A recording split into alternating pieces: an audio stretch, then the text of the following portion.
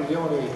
di utile rotti, che poi puliti dalle tasse sono 2 milioni e 300, 2 milioni e 297. Commissario, allora abbiamo sotto mano il bilancio, ma dietro tutti questi zeri c'è comunque il lavoro costante e quotidiano che insomma alla fine premia.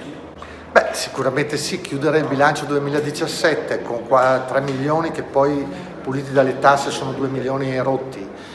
di utile è sicuramente soddisfazione, anche perché questi soldi li reinvestiremo nella manutenzione e nella gestione degli immobili ATER per quest'anno e gli anni futuri. E soprattutto convochiamo lunedì la conferenza dei sindaci secondo la nuova legge regionale, siamo i primi in Veneto e poi ulteriormente i 7 milioni di cassa di liquidità ci permettono di gestire una serie di operazioni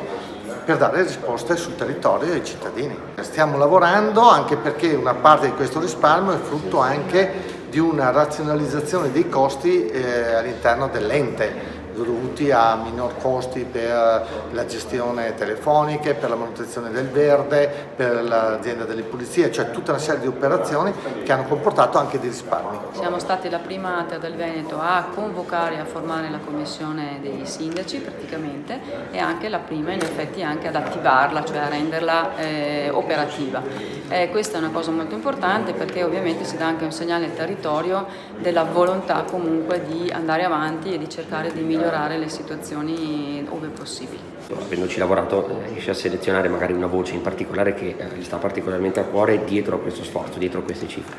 Sì, assolutamente quella delle manutenzioni degli alloggi di nostra proprietà, degli alloggi sfitti soprattutto, perché ovviamente la mancanza di fondi ha impedito in questi anni la rimessa sul mercato e la disponibilità di fatto agli comuni e ai cittadini di questi appartamenti di quali necessitano urgentemente, e per noi è una grande soddisfazione poter dire che finalmente abbiamo un po' di respiro, un po' di ossigeno da poter utilizzare insomma, per mettere in gioco ancora nuovi alloggi e nuove possibilità per le persone che hanno bisogno.